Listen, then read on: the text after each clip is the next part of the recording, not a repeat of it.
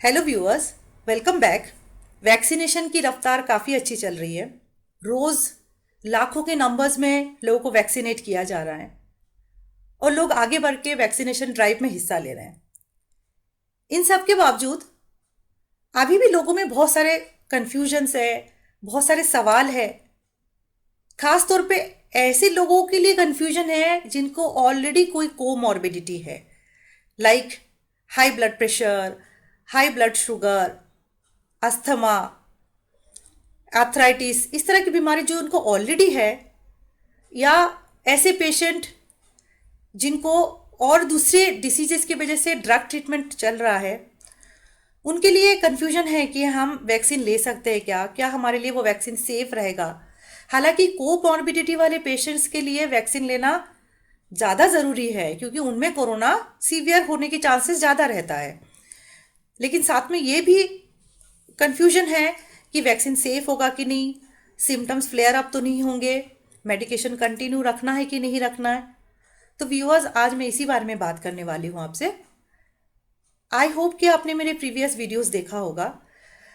ये channel medical science और health science के ऊपर लेटेस्ट इन्फॉर्मेशन शेयर करने के लिए ही मैंने स्टार्ट किया। अगर आपको चैनल का कंटेंट अच्छा लगे तो प्लीज़ सब्सक्राइब, बेल आइकन को भी प्रेस करिए ताकि आपको ऑन टाइम नोटिफिकेशन, वीडियो की नोटिफिकेशन मिलता रहे। अगर हम बात करें कोमॉर्बिडिटीज़ की, कोमॉर्बिड पेशेंट्स के लिए वैक्सीन रिकमेंडेड है कि नहीं है। अभी इंडिया में 2 वैक्सीन रोल आउट में हैं, कोवैक्सीन एंड कोविशील्ड। दोनों ही वैक्सीन की फैक्ट शीट्स इंटरनेट में अवेलेबल है। फैक्ट शीट्स में आपको ये पता चलता है कि किन के लिए रिकमेंडेड है, किन के लिए कंट्राइंडिकेटेड या नॉट रिकमेंडेड है। तो अगर हम कोवैक्सीन की बात करें तो कोवैक्सीन की कंट्राइंडिकेशन लिस्ट में क्या क्या है। सबसे पहला तो एलर्जिक और हाइपर सेंसिटिव कंडीशन, या फिर सीवियर इम्यूनो कॉम्प्रोमाइज्ड पेशेंट्स, या ऐसे पेशेंट्स जिनमें कोई कोआगुलेशन या ब्लड क्लॉटिंग रिलेटेड डिसीज है, ऐसे पेशेंट जो एंटीकोआगुलेंट या ब्लड थिनर थेरेपी में चल रहे हैं, pregnancy and breast feeding mother's. Covishield की कंट्राइंडिकेशन में है allergic, hyper sensitive conditions, breast feeding and pregnancy. Breast feeding and pregnancy को बहुत सारी कंट्रीज ने ऑलरेडी ओके कर दिया है। इन एलर्जी या हाइपर सेंसिटिविटी की बात करें तो ये कॉमन एलर्जी की बात नहीं है। आपको अगर पोलन से एलर्जी है, डस्ट से एलर्जी है, तो इसमें कोई घबराने की बात नहीं है, आप वैक्सीन ले सकते हैं। अगर कोई पर्सन किसी ड्रग से एलर्जिक है या प्रीवियसली पहले कोई वैक्सीन लेने के बाद एलर्जिक रिएक्शन हो चुका है तो उनके लिए अगेन रिकमेंडेड नहीं है। अगर कोई पर्सन वैक्सीन के जो इंग्रेडिएंट्स है उनके लिए एलर्जिक है, या फर्स्ट डोज लेने के बाद सीवियर एलर्जिक रिएक्शन हो चुका है, तो उनके लिए रिकमेंडेड नहीं है। बाकी नॉर्मल सर्दी जुकाम, वायरल इन्फेक्शन या नॉर्मल सीजनल एलर्जी वाले पेशेंट्स इनको ले सकते हैं। तो एक कॉमन कंट्राइंडिकेशन की बात करें कि किन किन को वैक्सीन नहीं, किन में वैक्सीन लेना रिकमेंडेड नहीं है, तो ये है कि जिनको ऑलरेडी कोरोना है, जो कोरोना इन्फेक्टेड है और एक्टिव कोरोना सिम्टम में है, वो वैक्सीन नहीं ले सकते। कोरोना रिकवरी के 3 मंथ्स बाद आप सेफली वैक्सीन ले सकते हैं। अगर कोरोना नहीं है स्टिल तो आपको किसी और वजह से फीवर है, सीजनल वायरल इन्फेक्शन है, तो आप वो इन्फेक्शन खत्म होने के बाद, रिकवर होने के बाद ले सकते हैं। एक्टिव इन्फेक्शन कंडीशन में वैक्सीन लेना अलाउड नहीं है। हॉस्पिटलाइज पेशेंट, अगर पेशेंट किसी और डिसीज की वजह से भी हॉस्पिटलाइज है तो वैक्सीन नहीं ले सकते हैं। अगर आप रिसेंटली हॉस्पिटल से रिलीज हुए हैं, आप हॉस्पिटल में किसी ट्रॉमा, सर्जरी या किसी और तरह की बीमारी का इलाज कर रहे थे, तो आपको एक पर्टिकुलर गैप के बाद वैक्सीन लेना है। And for the patients with having any coagulation disorder, patient on the blood thinner और एंटीकोआगुलेंट थेरेपी, अगेन रिकमेंडेड नहीं है। तो अब ये सब फैक्ट शीट देखने के बाद पेशेंट को ये कन्फ्यूजन होता है कि अगर बीपी है या डायबिटीज़ है या और कोई इम्यूनिटी से रिलेटेड डिसीज़ है, तो आर्थराइटिस है, ऑटो इम्यूनो डिसीज़ है, तो उनके लिए वैक्सीन रिकमेंडेड है कि नहीं है। हम स्टेप बाय स्टेप बात करते हैं।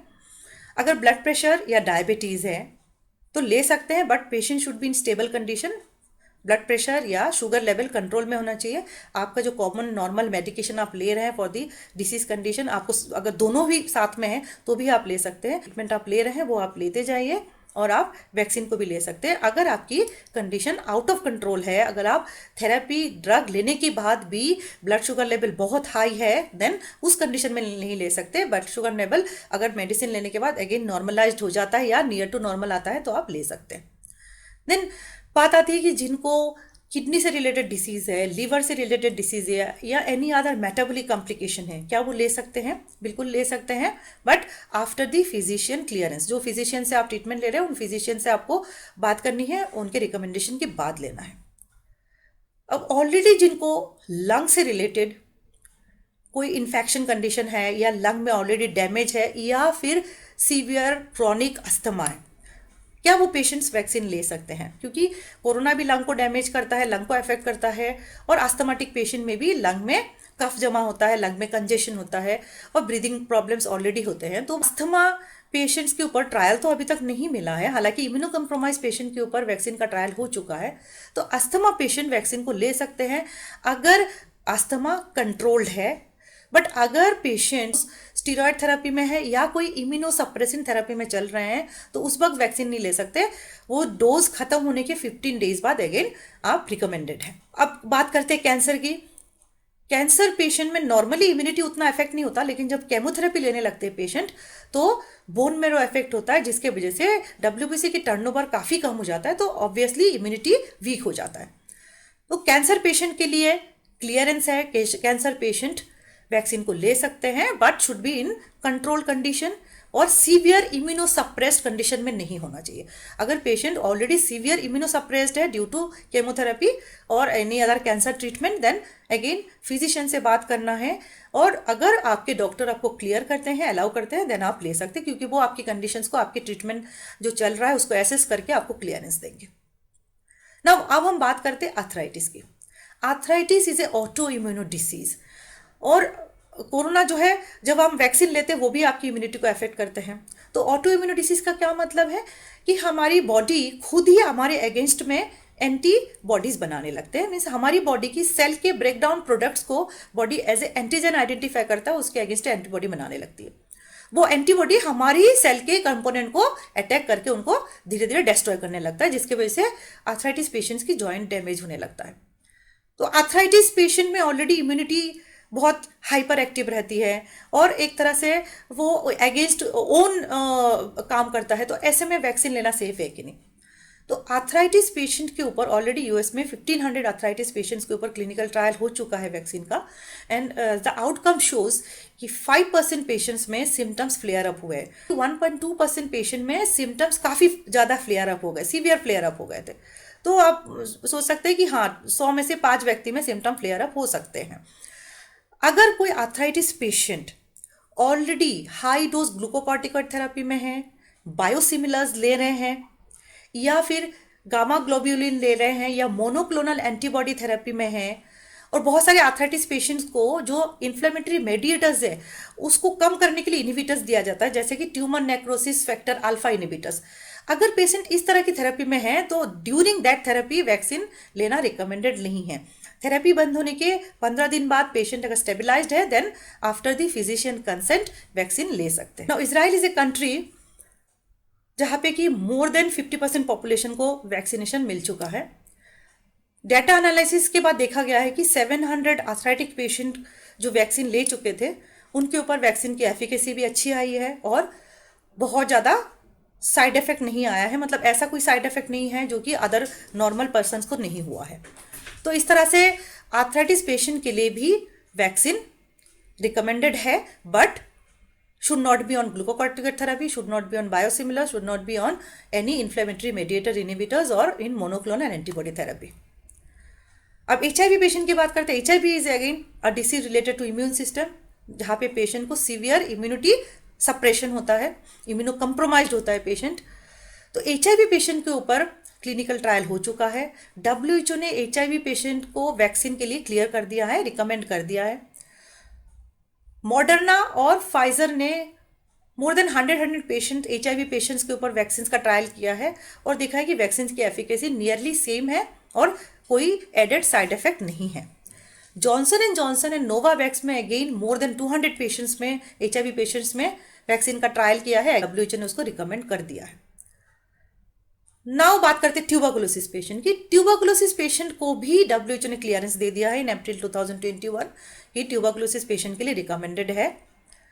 ट्यूबरकुलोसिस पेशेंट में लंग इफेक्ट होता है इन पल्मोनरी ट्यूबरकुलोसिस, कोरोना भी लंग को इफेक्ट करता है। ट्यूबरकुलोसिस पेशेंट हाई रिस्क में है, ट्यूबरकुलोसिस के साथ साथ कोरोना हो गया देन बहुत डेंजरस है, और उनमें ट्रीटमेंट आउटकम भी प्योर होता है, बहुत ट्रीटमेंट से बहुत ज़्यादा फायदा नहीं होता, लंग डैमेज होने की चांसेस ज़्यादा होती है, लिथलिटी भी ज़्यादा होती है, तो उनको वैक्सीन की ज़्यादा ज़रूरत है। ट्यूबरकुलोसिस पेशेंट अगर स्टेबल थेरेपी में है, ड्रग ले रहे हैं और कंडीशन डिसीज कंडीशन स्टेबल है, या फिर जो ट्यूबरकुलोसिस वो लेटेंट कंडीशन में है, सुप्त अवस्था में है, तो वैक्सीन ले सकते हैं।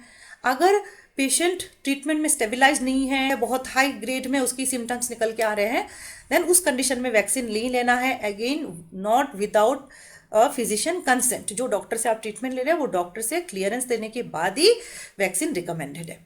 तो हम यहाँ पे देखें जो इम्यूनिटी रिलेटेड प्रॉब्लम्स है, डिसीजेज है, क्रॉनिक कंडीशंस है, जैसे अस्थमा है, HIV, आर्थराइटिस, ट्यूबरकुलोसिस, उनके लिए वैक्सीन रिकमेंडेड है, but after physician consent patient should be on stable condition.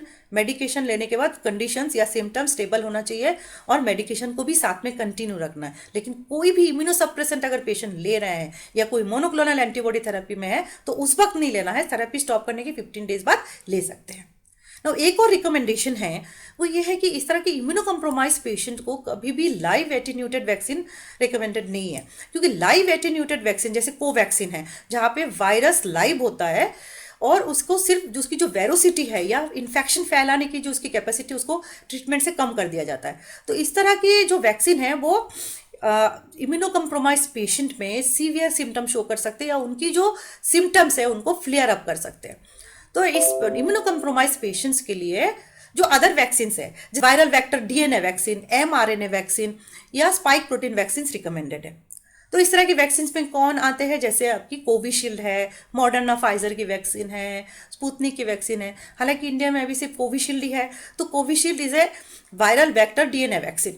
तो कोविशील्ड इस तरह के पेशेंट्स के लिए रिकमेंड, इम्यूनो कम्प्रोमाइज पेशेंट के लिए रिकमेंडेड है। इवन आप कोवैक्सीन की फैक्ट शीट देखेंगे तो उसमें फैक्ट शीट में जो इम्यूनो कम्प्रोमाइज पेशेंट है उनके लिए कोवैक्सीन रिकमेंडेड नहीं है। तो ऐसे पेशेंट्स को immuno compromise patient on chronic therapy, chronic comorbid condition, उनके लिए रिलेटिवली कोविशील्ड इज सेफ। बस अगर आपको मेडिकल साइंस के ऊपर लेटेस्ट इंफॉर्मेशन चाहिए या किसी स्पेसिफिक सब्जेक्ट पे, टॉपिक पे आप वीडियो चाहते हैं तो प्लीज़ कमेंट बिलो, आप कमेंट करके मुझे बताइए कि आप आगे क्या टॉपिक्स मुझसे चाहते हैं, तो मैं आपसे शेयर करूंगी वही टॉपिक्स।